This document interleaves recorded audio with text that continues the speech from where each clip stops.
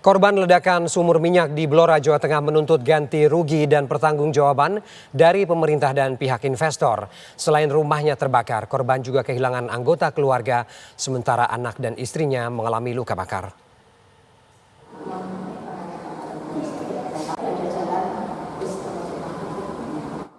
Sukrin, salah seorang korban selamat ledakan sumur minyak di Blora, Jawa Tengah, nampak pasrah saat ditemui di Rumah Sakit Sarjito, Yogyakarta.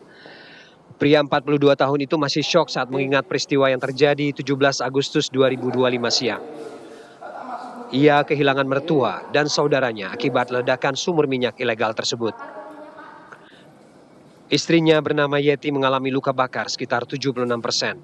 Dan anaknya yang masih berusia 1 tahun 9 bulan bernama Abu Dhabi menderita luka bakar 63%. Menurut Sukrin, sumur minyak ilegal itu telah beroperasi sekitar 2 tahun yang didanai oleh investor. Tidak hanya satu, bahkan ada 3 sumur minyak yang mengelilingi rumahnya dengan jarak 10 hingga 15 meter saja. Saat salah satu sumur meledak, keluarga besarnya sedang berada di samping rumah. Ia yakin keberadaan sumur ilegal itu sudah diketahui pemerintah maupun aparat keamanan dan ada yang membackingi. Sembari menangis, Sukrin menuntut ganti rugi dan pertanggungjawaban dari pihak investor maupun pemerintah Kabupaten Blora dan pemerintah Provinsi Jawa Tengah. Provinsi itu juga bertanggung jawab. Nggak mungkin nggak tahu mereka itu, nggak mungkin. 100% nggak mungkin mereka nggak tahu. Pasti ada backingannya, nggak mungkin. Aku minta bertanggung jawab seluruh pemerintah Jawa Tengah sama di Blora. Jarak dari rumah saya itu cuma 15 meter. Nah, burburan itu belum selesai. Tapi udah menyemburkan, pertama kali itu menyemburkan gas. Nah, sedangkan gas itu nggak diarahkan ke atas, malah diarahkan ke rumah saya gini. Baru saya tengok ke arah barat. Habis itu nyemburnya itu lumpur sama gas. Habis itu keluar minyak. Habis 1 jam kemudian itu ya ada ledakan itu. Saat ini, anak dan istri Sukrin masih dirawat intensif di bangsal luka bakar, Gedung Bedah Sentral Terpadu RSUP Dr. Sarjito, Yogyakarta. Dari Sleman, Yogyakarta, Andi Prasetyo, TV One mengabarkan. Ya, lalu bagaimana tanggung jawab pemerintah daerah terkait dengan ledakan sumur minyak ilegal di Blora, Jawa Tengah? Bergabung lewat sambungan Zoom, Bupati Blora Arif Rohman. Selamat siang, Pak Bupati. Ya, Mas. Ya, terima kasih sudah bergabung dengan Kabar Siang. Pak Bupati, saya ingin konfirmasi. Saya yakin Anda sudah ke lokasi ledakan, Anda sudah bertemu dengan warga Anda.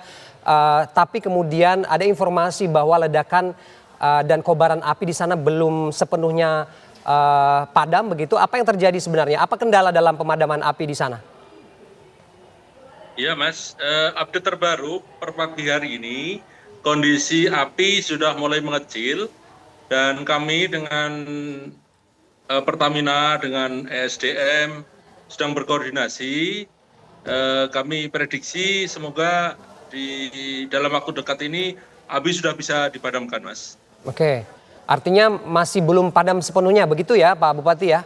Ya, tapi kondisinya daripada hari pertama hari Minggu kemarin, tadi laporan di lapangan per pagi ini kondisi api sudah mulai mengecil dan dari tim optimis dalam waktu dekat api sudah bisa dipadamkan. Dan terkait dengan kejadian ini tentunya kami prihatin dan mengucapkan bela sungkawa untuk para korban yang meninggal dan juga luka. Kami sudah datang di hari kedua kejadian tanggal 18 dengan Forkopimda. Terus kemarin kami dengan Pak Wakapolda juga ke lokasi, kami berikan bantuan. Ya. Baik untuk yang korban meninggal maupun yang rumahnya terbakar, kami memberikan bantuan dan juga kepada pengungsi yang hari ini ada di pengungsian, kami juga memberikan bantuan. Dan kejadian ini kami jadikan sebagai pembelajaran agar ke depan tidak terulang lagi. Jadi kita ini sebenarnya setelah Permen 14 muncul, kita sedang tahapan inventarisir. Dan dari inventarisir tersebut, ada sekitar 4.000 sumur, Mas, di Kabupaten Blora ini yang tersebar di 37 desa, 14 kecamatan. Dan kami juga minta kepada SDM untuk bersikap tegas, ada Gakum dari Kementerian SDM dan pihak kepolisian agar sumur-sumur yang ilegal belum berizin ini ditutup semuanya sampai proses izinnya ini nanti memang diizinkan dengan memperhatikan aspek lingkungan dan keamanan warga, Mas.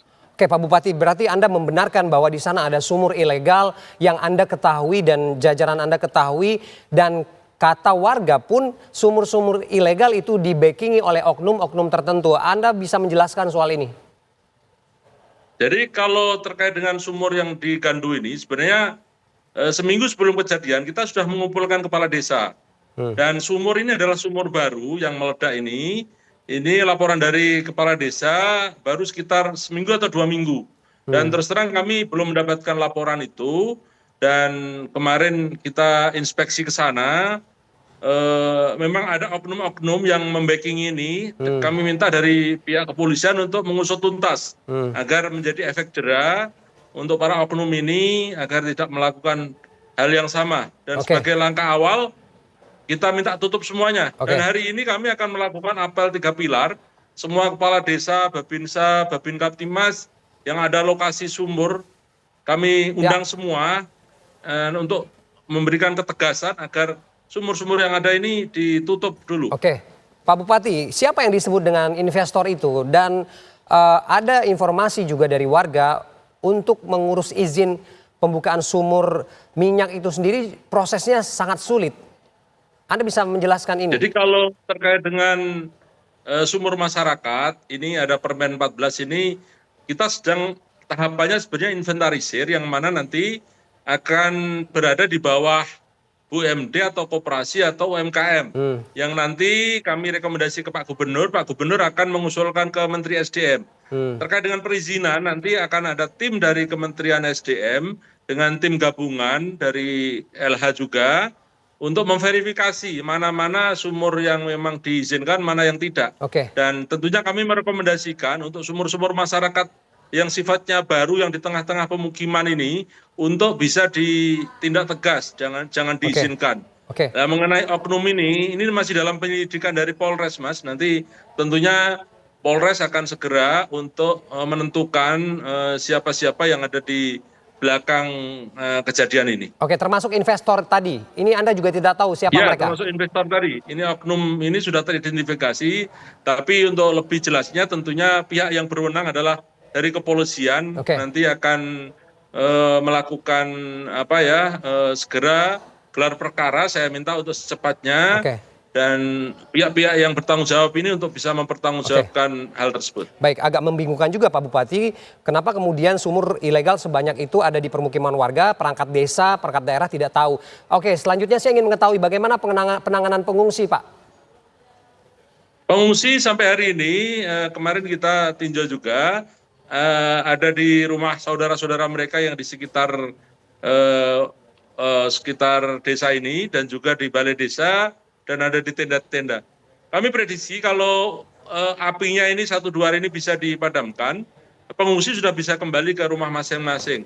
Sementara ini kami dengan gabungan dari semua tim, dari provinsi, dari pusat juga, sudah memberikan bantuan dan juga terkait dengan makan dan semuanya kita cukupi semua dari dapur umum yang kita siapkan. Jadi kita berharap ini segera padam dan nanti segera pengungsi yang ada di sana segera bisa kita kembalikan ke rumah masing-masing. Oke, Pak Bupati, terakhir langkah cepat bagaimana menertibkan keberadaan sumur-sumur ini, proses izin, dan memastikan tidak ada kejadian serupa ini terulang di kemudian hari?